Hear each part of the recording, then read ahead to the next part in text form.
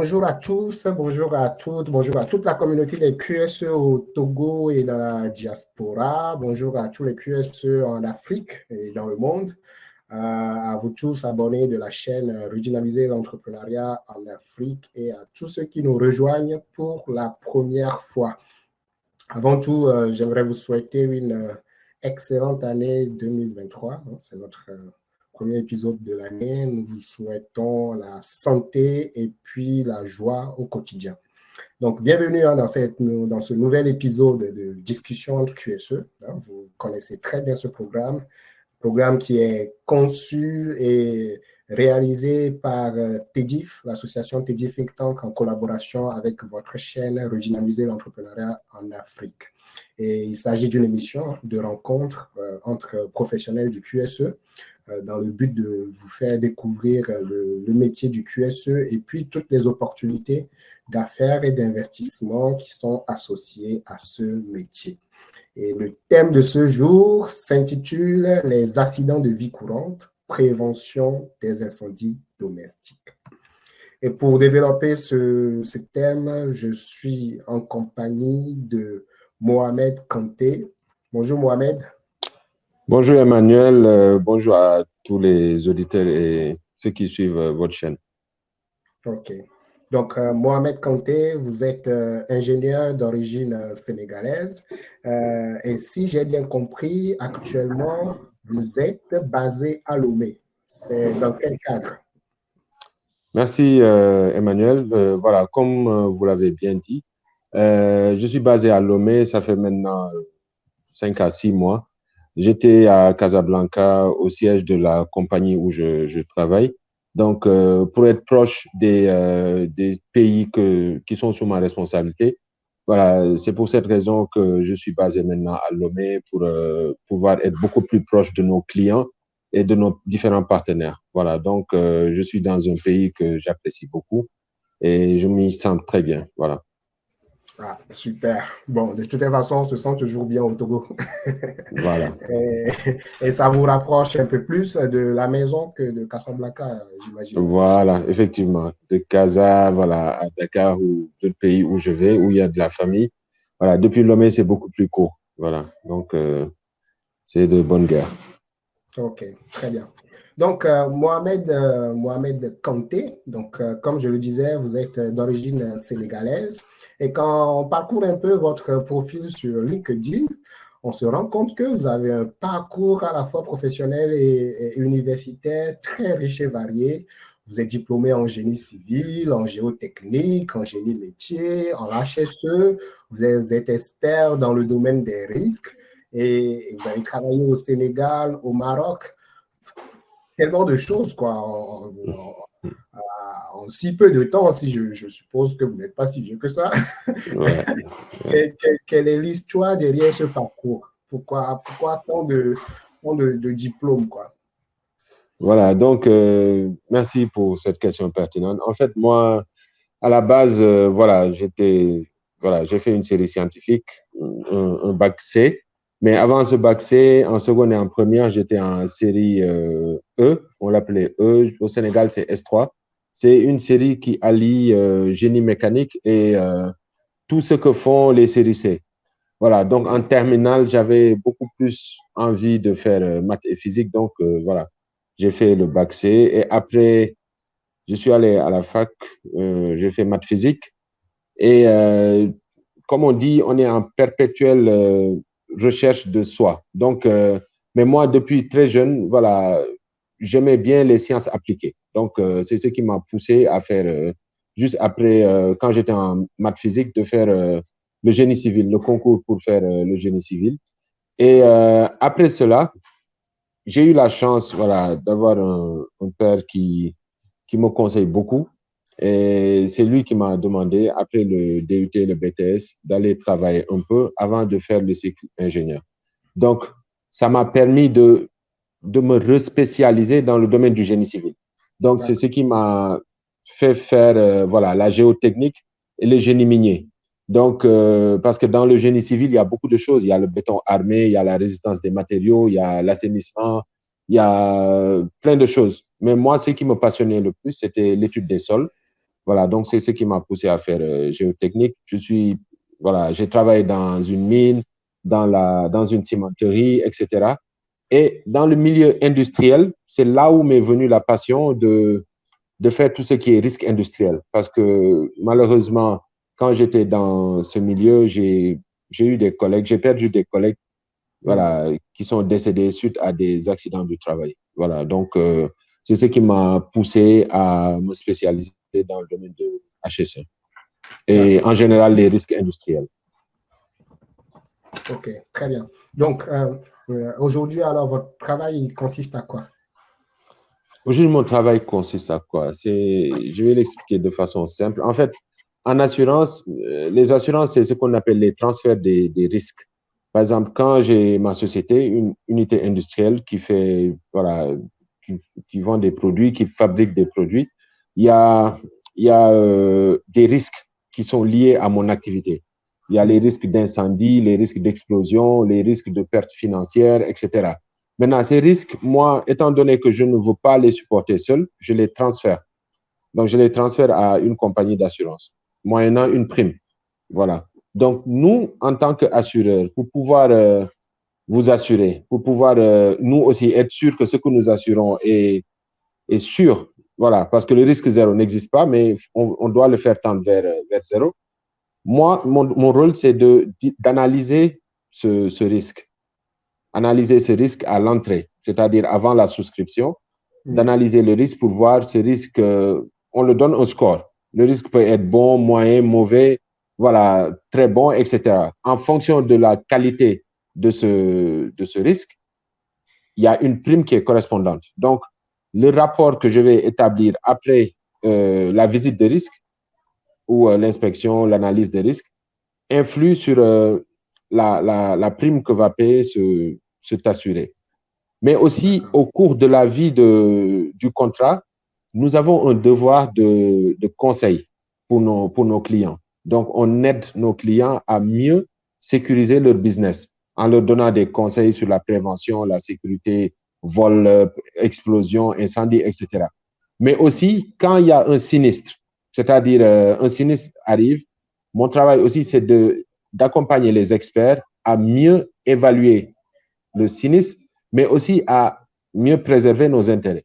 Voilà, donc voilà un peu voilà, mon travail. Et ça, je le fais sur tout le périmètre voilà, Afrique anglophone et francophone voilà, de notre groupe. Ok, très bien. Donc, on voit que vous avez un métier très chargé qui vous amène à visiter des installations, que ce soit dans l'industrie, dans du tertiaire, dans du génie civil, je suppose, dans du BTP, dans tous les secteurs d'activité. Et Effectivement. vous faites essentiellement de l'évaluation des risques, hein, des risques technologiques, et qui pour orienter votre entreprise dans la prise de décision en ce qui concerne l'accompagnement de vos différents clients. J'ai bien compris, j'ai bien résumé, n'est-ce voilà. pas? C'est bien cela, voilà, c'est clair. Bon, bah, en tout cas, merci hein, pour avoir pris le temps de nous expliquer ce parcours très enrichissant et qui déterminera la suite de nos discussions. Donc, avant de continuer, on va faire une petite courte pause, le temps du générique. Restez connectés avec nous. À tout à l'heure.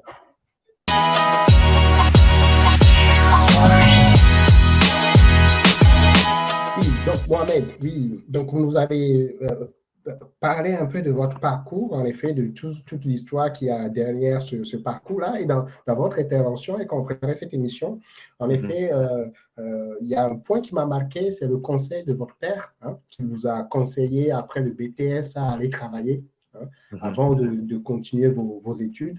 Et souvent, c'est quelque chose qui est rare dans les conseils qu'on peut donner à nos jeunes frères africains. Vous, est-ce que cette situation-là, vous pensez que ça vous a aidé vraiment dans tout votre parcours ou pas? Oui, vraiment, merci pour cette question pertinente. Oui, et je vais dire aussi merci à papa au passage. Voilà, donc, ce conseil m'a beaucoup aidé parce que après le BTS, après le DUT, on a eu beaucoup de promotionnaires qui ont continué faire le cycle ingénieur directement et d'autres comme moi ont sont partis travailler avant de repartir faire le cycle ingénieur. Donc, au terme de ce processus, quand nous sommes tous devenus ingénieurs, la différence s'est fait ressentir. La différence s'est faite ressentir. Pourquoi? Quelqu'un qui est ingénieur avec au moins 2 ans, 3 ans d'expérience et un ingénieur fraîchement sorti d'école n'ont pas le même poids. Ils n'ont pas le même poids. Ils n'ont pas la même histoire. Ils n'ont pas le même vécu. Donc, quand un ingénieur qui a du vécu parle et un ingénieur fraîchement sorti d'école, ça se sent. Donc, moi, ça m'a beaucoup aidé. Aujourd'hui, quand je vais faire des visites de risque dans des usines, dans le domaine du BTP, parce qu'on a souvent des, comme je l'avais dit, assurance tout risque chantier. Donc, quand je suis sur un chantier, je suis à l'aise. Parce que j'ai commencé par faire des travaux routiers, j'ai fait des analyses de sol, tout ça là. Donc, ça me parle. Voilà. Oui. Donc, j'invite aujourd'hui nos jeunes frères à, si c'est possible, parce que souvent, il y a des, voilà, il y a des gens qui ont envie de faire d'un trait, mais moi, le conseil que je donnerais, c'est de faire une petite césure entre voilà, le cycle de technicien supérieur et le cycle d'ingénieur, afin d'être à la fin un ingénieur, je ne vais pas dire complet, mais un ingénieur qui a du bagage, voilà, au début de sa carrière. Exact. Très bien. Bah, super. Merci pour ce conseil. Donc, ouais, un conseil précieux pour les jeunes bacheliers. Est-ce que vous auriez peut-être, avant qu'on ait fini cette première partie de notre émission, d'autres conseils pour les futurs bacheliers sur leur orientation universitaire? Oui, question importante aussi. Moi, je partirais du principe qu'aujourd'hui, l'Afrique a plein de défis. Nos problèmes ont changé, nos défis ont changé. Mais la formation n'a pas suivi. Quand je dis formation, je parle de la formation publique. Voilà. Parce qu'aujourd'hui, les universités privées commencent à pulluler un peu en Afrique. Ils offrent des formations qui répondent tant soit peu aux besoins de développement de l'Afrique. Mais si on regarde aujourd'hui ce qui est offert dans nos universités publiques, c'est toujours les enseignements classiques. Oui. Philosophie, lettres modernes, anglais. Voilà, l'anglais c'est important, mais ne savoir que l'anglais, ça sert à quoi? Aujourd'hui, par rapport aux défis que l'Afrique connaît, on vient de découvrir du pétrole et du gaz dans plusieurs pays en Afrique. On parle de changement climatique, oui. Énergie renouvelable. L'Afrique a besoin de s'industrialiser aujourd'hui parce que si vous le voyez dans plusieurs pays, on importe plus qu'on exporte. Pourquoi? Parce qu'on n'est pas industrialisé. Exactement. Alors que pour industrialiser un pays, il faut des métiers. Voilà. Donc moi, c'est vers ça que je vais orienter mes jeunes frères. Orienter les jeunes vers les sciences d'ingénieur, la science, la technique. Moi, j'ai vécu au Maroc. Si vous voyez au Maroc, par exemple, pourquoi beaucoup de choses se font au Maroc aujourd'hui? C'est quoi? C'est parce que le Maroc, en plus de l'université, le Maroc a créé beaucoup d'écoles de formation de techniciens supérieurs. Donc aujourd'hui, vous allez voir, Renault s'est installé au Maroc. Beaucoup de voitures sont montées au Maroc. Aujourd'hui, c'est de la main-d'œuvre. Les Peugeot, PSA s'est installé au Maroc. Fiat s'est installé au Maroc, etc. Pourquoi? Parce qu'il y a de la main-d'œuvre. Les techniciens. Voilà. Mais tout le monde veut être, voilà, avoir une maîtrise en droit, c'est bien. Mais combien réussissent au barreau? Alors que nous, je donne juste un exemple, en assurance, on a besoin de beaucoup de gestionnaires sinistres, des experts en sinistre, mais la base, c'est du droit. Mais c'est rare de voir des gens qui voilà, bon, l'offre n'existe pas beaucoup dans nos universités, de se spécialiser en droit des assurances, etc. Ces personnes peuvent intégrer facilement des compagnies d'assurance ou des cabinets d'avocats spécialisés en assurance. Donc, voilà un peu les défis que l'Afrique connaît. Et Covid aussi nous a montré que, voilà, on n'est pas prêt. On n'est pas prêt. Quand il y a eu Covid, même pour faire des masques, on a importé des masques. Oui. C'est pathétique. Et je vais finir par une petite digression pour rigoler. Moi, c'est en Afrique, peut-être que, bon, vous allez me corriger, que je vois nos frères qui font la faculté de pharmacie, qui terminent leurs études et deviennent des boutiquiers. C'est comme ça que je les appelle. Tu fais 7 ans d'études pour aller vendre des médicaments. Moi, je trouve ça pathétique. Tu vends des médicaments que tes confrères français ou européens ont développés. Oui. Voilà. Je pense que leur place devait être dans des industries pharmaceutiques et dans des labos pour trouver des molécules et des vaccins pour les maux qui gangrènent l'Afrique. Le paludisme est là. Il y a plein de maladies qui ont disparu dans certains pays. Nous, on les a toujours. Donc, je comprends mal qu'un pharmacien finisse ses études et va s'arrêter derrière un comptoir pour vendre des médicaments. Ça, c'est pathétique. Voilà. Très bien. Donc, une orientation vers les métiers techniques, parce qu'il y a de vrais défis, les défis d'industrialisation de l'Afrique et de nos pays. Merci beaucoup, cher Mohamed, pour ces précieux conseils. Donc, avant qu'on attaque la partie 2, on va faire une petite courte pause, le temps du générique. Restez avec nous, à tout à l'heure.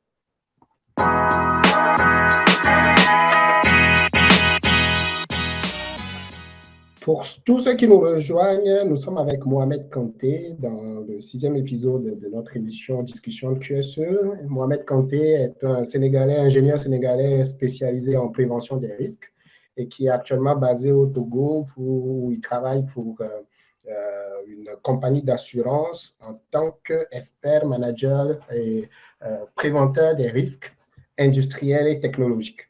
Mohamed, non seulement ça, vous êtes redoutable professionnel, mais aussi vous êtes, je dirais, écrivain. si j'abuse pas du terme. Je dirais un essayiste, je sais. Un essayiste. Je pense que c'est le bon mot, en effet. Parce que vous avez rédigé un livre qui s'intitule « Ça n'arrive qu'aux autres, incendie domestique, comment les prévenir ». Comment vous êtes arrivé, donc ça s'affiche à l'écran, comment vous êtes arrivé l'idée d'écrire ce livre, Mohamed? Ok, merci Emmanuel. En fait, pour parler de ça, je vais commencer par l'histoire du colibri. Je ne sais pas si vous connaissez cette histoire. Je vais commencer par ça. Le colibri, je pense, c'est le plus petit oiseau que Dieu ait créé. Mais il y a eu une histoire du colibri qui m'a inspiré et j'arriverai à la raison qui m'a poussé à écrire le livre. Donc, c'est une légende, hein. Il y a eu un incendie dans une forêt où il y avait le lion, les hyènes et tous. Quand il y a eu l'incendie, les animaux, personne n'a réagi. Ils attendaient qu'un miracle se fasse pour que le feu soit éteint. Donc, le colibri s'est levé, il a commencé à faire des va-et-vient entre la rivière la plus proche et le lieu où il y avait l'incendie. Donc, déjà, lui, c'est un petit oiseau avec un petit bec, donc il faisait la navette entre la rivière et l'incendie. Donc, les autres animaux étaient en train de se moquer de lui. Ils lui disaient, bon, toi, tu es tout petit avec ton petit bec, qu'est-ce que tu peux faire pour éteindre ce feu? Il leur a répondu facilement, de façon claire, je ne peux pas éteindre le feu, mais au moins j'ai joué ma partition. Voilà, donc j'ai apporté ma pierre pour que le feu s'éteigne. Donc, voilà la petite histoire qui m'a inspiré. Et qu'est-ce qui a déclenché cela? Je vais dire que ce sont des presque accidents qui se sont produits chez moi. Voilà, donc étant donné que je travaille dans la prévention, ces presque accidents se sont produits chez moi. J'ai vu aussi des malheurs qui se sont produits en Afrique, surtout au Sénégal. Surtout au Sénégal. Une maison où logeaient de jeunes talibés. Au Sénégal, les talibés, ce sont les enfants de la rue, donc, qui habitaient dans une maison presque abandonnée. Donc, le soir, ils s'éclairaient à l'aide de bougies. Donc, il y a eu un incendie qui a coûté la vie à 13 de ces enfants. Donc, voilà. Donc, moi, j'ai commencé à donner des conseils à mes enfants, à la maison, à mes proches. J'ai dit, si je reste dans ce cadre-là, ça ne serait pas efficace. Donc, autant le mettre dans un livre avec un langage très, très simple, accessible à tous. Et voilà ce qui m'a amené à écrire ce livre. Et pour rejoindre l'histoire du colibri, ça va aussi me permettre à moi de jouer ma partition par rapport à ce phénomène. Exact. Voilà un peu. Voilà. Super. Très intéressant. J'ai un principe et c'est un ami qui a tendance à me le répéter. Il dit « fais ta part », en quelque sorte. Voilà, c'est ça, fais ta part. Situation, fais ta part. Fais ta part, donc, voilà. Ouais. Voilà. Et donc, ce livre, c'est ta part. C'est C'est super. ma part. Et, Voilà. et c'est vrai que dans le feuilleton, hein, donc vous pouvez commander le livre sur Amazon. Et d'ailleurs, je pose la question, Mohamed, pour ceux qui n'ont pas accès à Amazon, là, comment ils font pour avoir accès à votre livre? Voilà, donc merci aussi pour cette question. Donc le livre est disponible sur Amazon, comme et je te remercie d'avoir voilà, d'avoir l'acheté. Voilà. Et le livre est disponible au Sénégal. J'ai travaillé avec, comment on appelle ça, un revendeur de livres, une librairie numérique, voilà, D'accord. qui existe au Sénégal. Donc, ils vendent le livre au Sénégal. Au Togo, je suis en train de voilà, discuter avec une librairie de la place pour l'écouler. Mais OK. toute personne qui a besoin du livre peut me contacter. Je pourrais livrer un peu partout en attendant de signer des partenariats avec certaines librairies. Donc, D'accord. j'ai un stock en Côte d'Ivoire, j'ai un stock au Togo, j'ai un stock au Sénégal et il y a Amazon. Voilà. D'accord. Très bien. Excellent. Oui, donc dans ce livre, dans le sommaire, vous aviez bien précisé que vous étiez parti sur l'idée de rédiger un livre très accessible. Et je vous l'accorde parce que je ne suis pas, je ne lis pas rapidement, mais je l'ai Mhm. terminé pratiquement en une soirée. Wow. Donc, Wow. c'est vraiment accessible, fluide à lire, très simple à lire et je pense destiné à toutes sortes de publics. Donc, dans ce livre, vous parlez du feu. Vous dites que le feu se déclare si trois éléments sont réunis. Il faut qu'il y ait Mhm. un combustible, un comburant, une source de chaleur. Donc, Mhm. l'ensemble de ces trois éléments réunis s'appelle le triangle de feu. Vous Mhm. parlez des différentes classes de feu, Oui, d'incendie, oui. que ce soit les feux de classe A, c'est-à-dire quand c'est des solides secs qui Mhm. brûlent, Oui. ou si c'est des feux de classe F, par exemple, quand c'est des produits ménagers qui brûlent. Et il y a Oui. aussi un paragraphe ou une partie du texte qui m'a marqué. Vous dites que Mhm. l'incendie est rapide, un feu et ses fumées toxiques se propagent très vite. Oui. Et vous avancez que un verre d'eau peut suffire à éteindre un feu à la première minute, Oui. un seau d'eau à la deuxième minute, et à la troisième minute, on aura besoin Oui. d'une citerne Une d'eau. citerne. Ouais. Donc, Ouais. ce qui illustre très bien le caractère dangereux et imprévisible des feux d'incendie. Euh, Effectivement. donc, de façon résumée, Mhm. si vous devez succinctement expliquer à quelqu'un c'est quoi les causes principales des incendies et quels sont les moyens de prévention, Mhm. comment est-ce que vous l'aborderez, cette question? D'accord. Donc, l'incendie, pour l'expliquer, comme vous l'avez dit tout de suite, il faut partir du triangle de feu. Donc, le triangle de feu, quand on le comprend, on se rend compte que ce triangle de feu se trouve chez nous. Donc, je n'ai pas voulu écrire de façon large, donc je me suis limité aux incendies domestiques. Le triangle de feu, c'est quoi? C'est l'oxygène, voilà, pour ne pas dire un comburant. Voilà, la personne lambda connaît l'oxygène, donc l'oxygène. Il faut un combustible, c'est-à-dire quelque chose qui peut brûler ou quelque chose à brûler, et une énergie d'activation. Donc, l'énergie d'activation peut être plusieurs choses. Ça peut être de l'allumette, un briquet, un court-circuit électrique, par exemple, une étincelle qui se fait dans les installations électriques, le gaz, etc., etc. Donc, ces trois éléments, on les retrouve à la maison. Donc, ce qui veut dire que à la maison, il y a un potentiel pour avoir de l'incendie. Maintenant, à la maison, quelles sont les causes principales des incendies à la maison? Je me suis basé sur des statistiques et sur les accidents qui ont eu lieu. C'est quoi? Ce sont les installations électriques. La plupart du temps, quand il y a un incendie, d'habitude et généralement, la cause, c'est les installations électriques. Après, vient la cuisine. Ce sont les feux de, voilà, les feux de, on appelle ça les feux de cuisine en général. Donc, c'est quand les friteuses prennent feu, ou bien, voilà, le gaz, on a oublié de l'huile sur le feu, l'huile prend feu, etc. Et à part ça, il y a une grande famille qu'on appelle voilà, la négligence humaine ou la malveillance. Ça peut être une cigarette mal éteinte, Ça peut être un enfant qui joue avec un briquet ou une allumette. Ça peut être quoi d'autre? Ça peut être, voilà, tu t'en donnes par exemple avec la cigarette, une bougie oubliée sur une table, etc. Donc, de façon générale, et maintenant j'ai ajouté autre chose, c'est le téléphone portable. Ouais. Tout le monde a un téléphone et les téléphones ont une batterie qu'on appelle le lithium. Et d'habitude, quand on charge les téléphones, on les dépose sur le lit, sur le fauteuil, etc.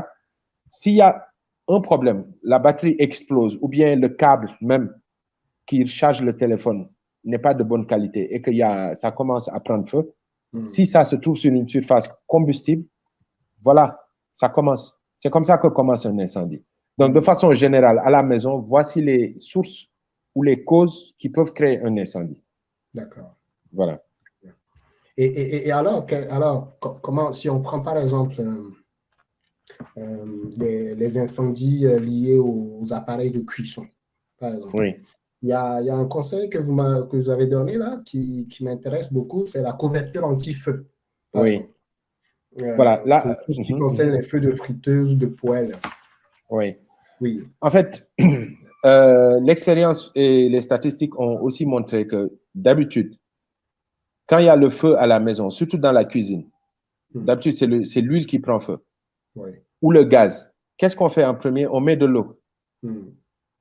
C'est très dangereux de mettre de l'eau sur l'huile qui prend feu.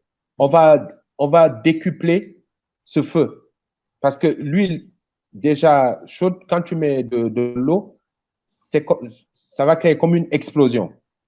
Donc, le feu va se propager partout et, conséquence, ça peut brûler les personnes et les dommages seront beaucoup plus importants.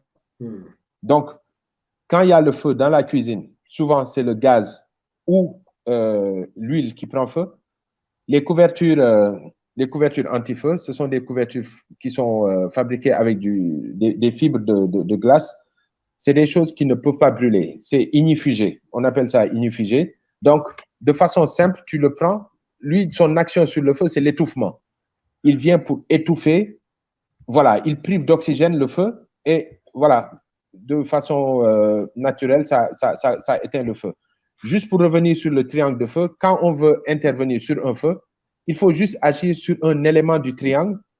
Si tu élimines un élément du triangle, tu éteins le feu. Donc, ces couvertures agissent par étouffement, c'est-à-dire ils privent le feu d'oxygène et par conséquent, le feu s'éteint.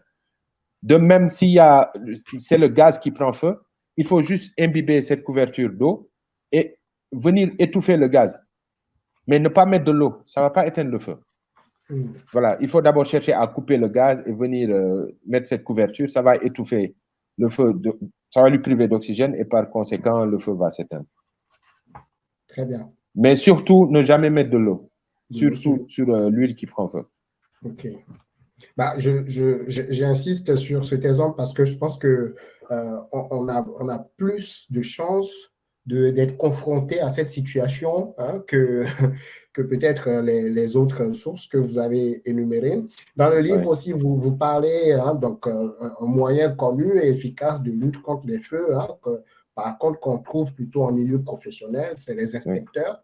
On trouve rarement à la maison. Est-ce que peut-être c'est le lieu de rappeler aussi aux uns et aux autres de s'équiper en extincteur à la maison? Voilà. Merci pour ça. En fait, moi, toujours, j'adapte mes solutions à la situation économique. Vous savez, les extincteurs coûtent cher.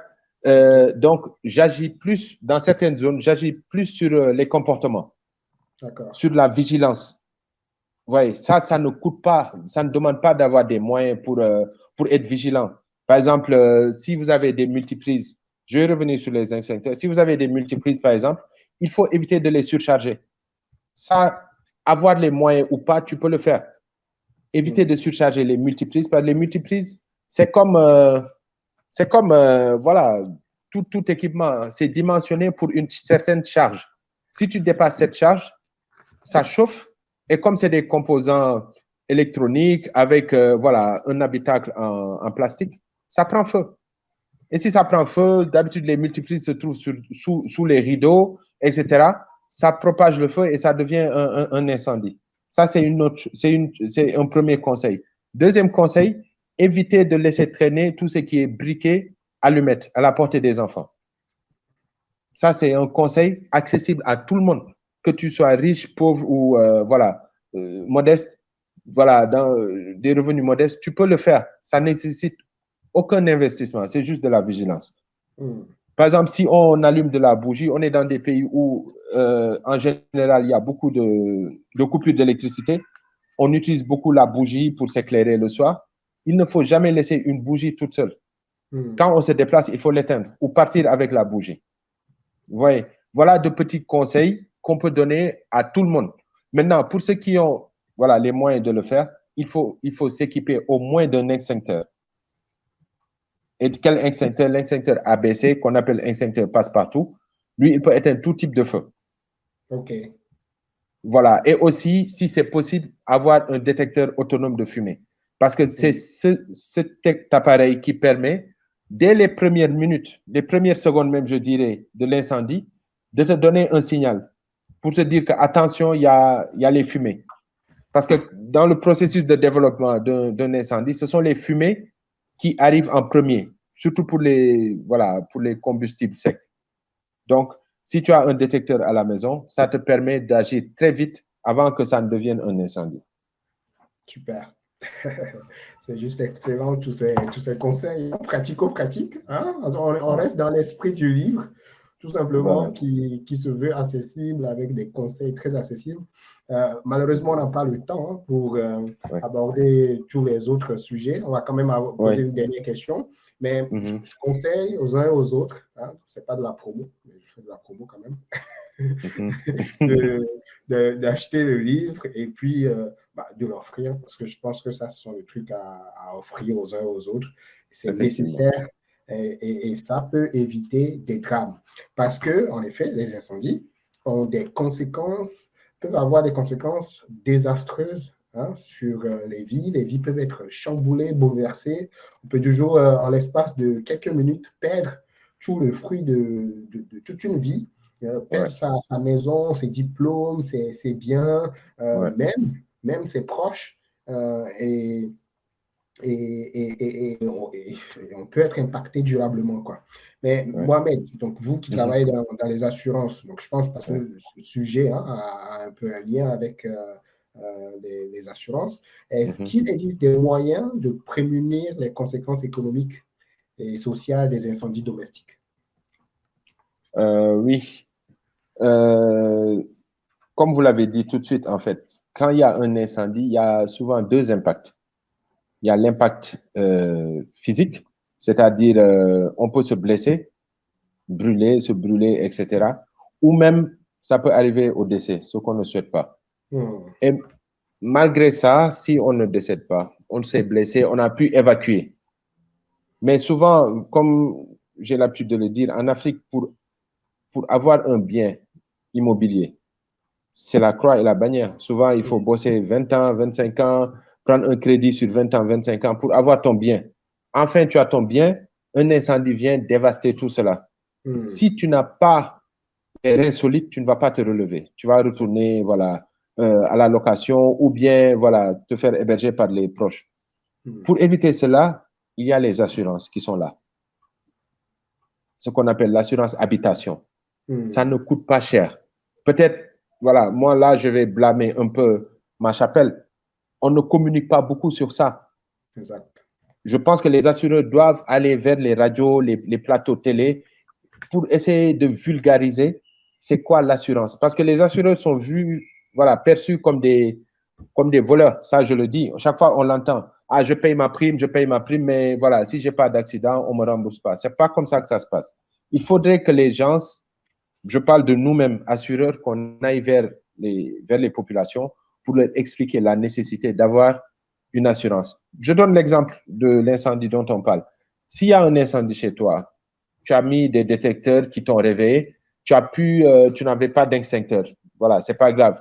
Mais tu as sauvé ta famille. Vous êtes sortis, vous avez pu vous échapper. Mais la maison a pris feu. La maison coûte 75 millions. Tu n'as pas les moyens de rebâtir une autre maison. Tu ne peux pas. Mais par contre, si tu as une assurance, et le bâtiment et le contenu te sont remboursés.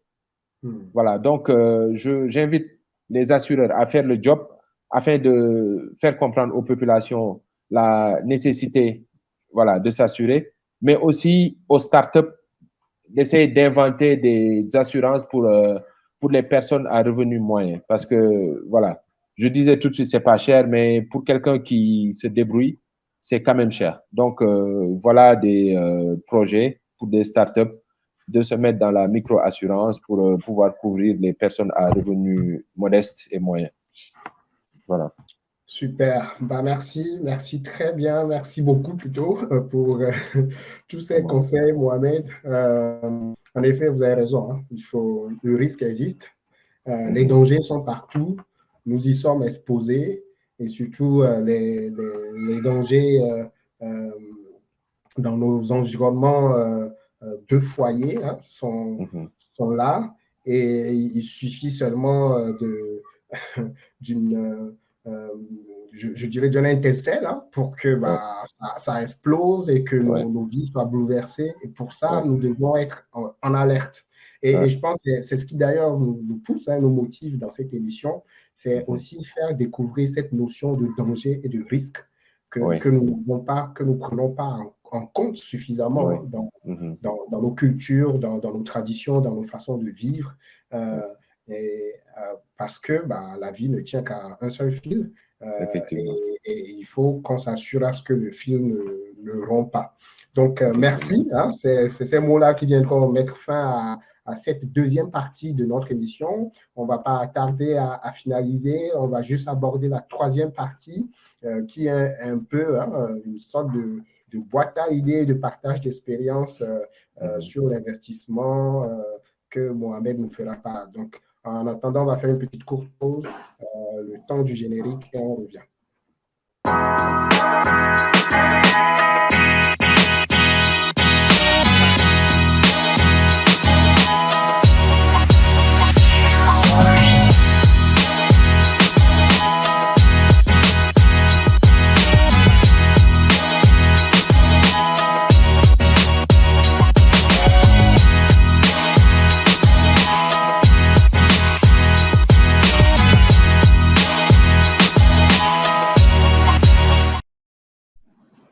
Oui, donc Mohamed, merci d'être toujours resté avec nous. Donc on arrive à la troisième partie de notre émission et j'ai une question. Donc Mohamed, super occupé professionnellement, en vos temps libres, est-ce que vous êtes investisseur de capital ou est-ce que vous êtes auto-entrepreneur? Dans quelle catégorie vous vous situez? Bon, je me situe dans la catégorie auto-entrepreneur. Bon, je suis auto-entrepreneur. Pour investir, il faut des sous, ce qu'on cherche. Voilà, donc peut-être que notre ami de l'autre côté, peut-être lui, c'est le grand investisseur. Nous sommes des auto-entrepreneurs. Voilà, bon, je dirais auto-entrepreneur, voilà, pour répondre à votre question. Ouais. Ok, très bien. Ouais. Donc, des expériences à partager avec nous, avec nos auditeurs? Oui, une expérience, et d'ailleurs, c'est une expérience qui touche un peu notre domaine. Voilà, avant de travailler dans les assurances, j'étais dans le domaine de tout ce qui est HSE, dans un cabinet même qui s'appelle HSE Lab au Maroc. Okay. Donc, ce cabinet était spécialisé dans tout ce qui est analyse de la qualité de l'air au niveau des domiciles, au niveau des postes de travail, etc. Donc, on avait identifié ce besoin en Afrique. Il y a beaucoup de gens qui tombaient malades parce que ce n'étaient pas des maladies. Si on regarde les caisses de sécurité sociale, ce n'étaient pas des maladies définies comme maladies professionnelles. Donc, il y a plein de personnes qui partaient à la retraite avec des maladies professionnelles qui ne sont pas reconnues comme maladies professionnelles. Pourquoi? Parce que ce n'étaient pas des choses qui étaient connues. Ou peut-être, même si c'était connu, ce n'était pas assez vulgarisé. Donc, on avait un projet de mettre en place dans un pays en Afrique, voilà, ce cabinet, voilà, pour travailler sur tout ce qui est analyse de la qualité de l'air.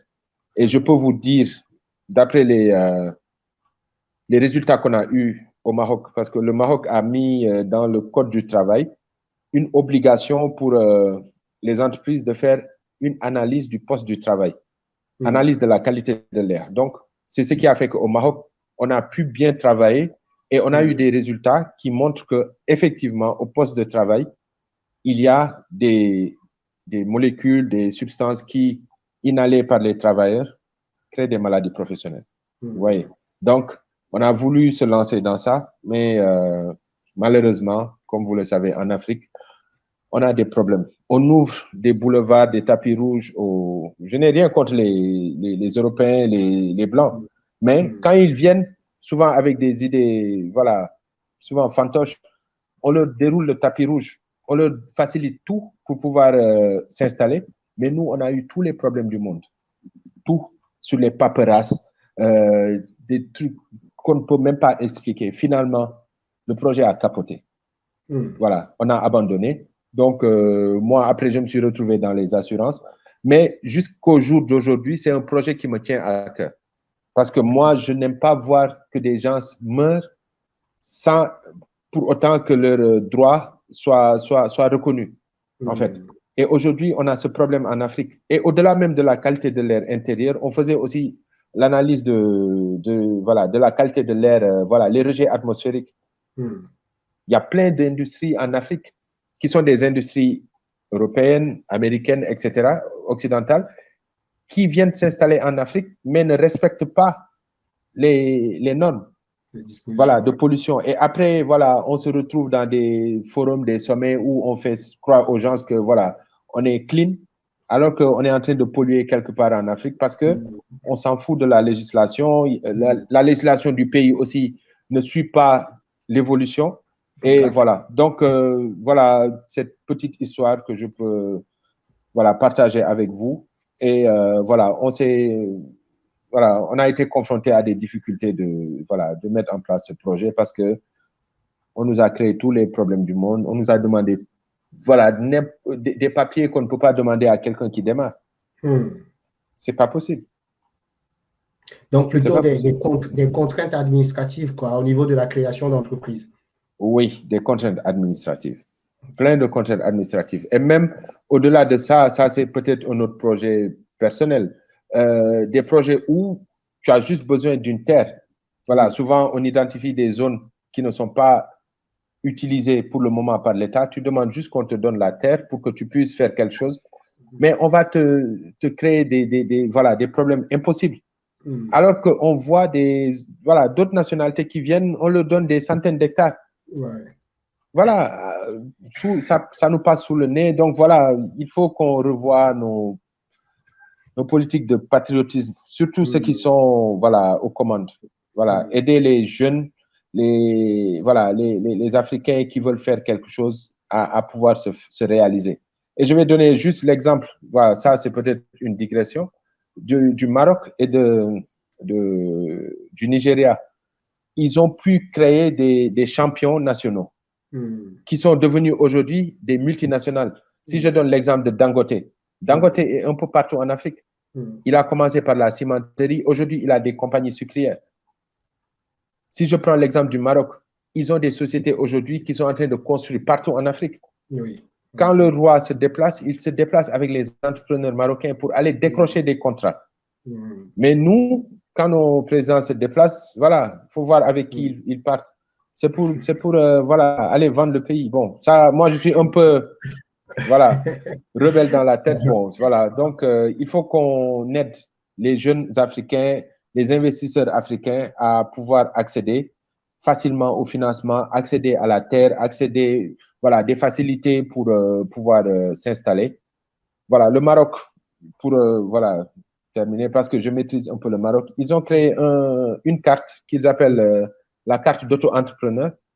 Quand tu as cette carte, tu es exonéré de TVA pendant 5 ans. Les impôts sur le revenu, les impôts, sur les impôts pour les entreprises, tu payes 1%.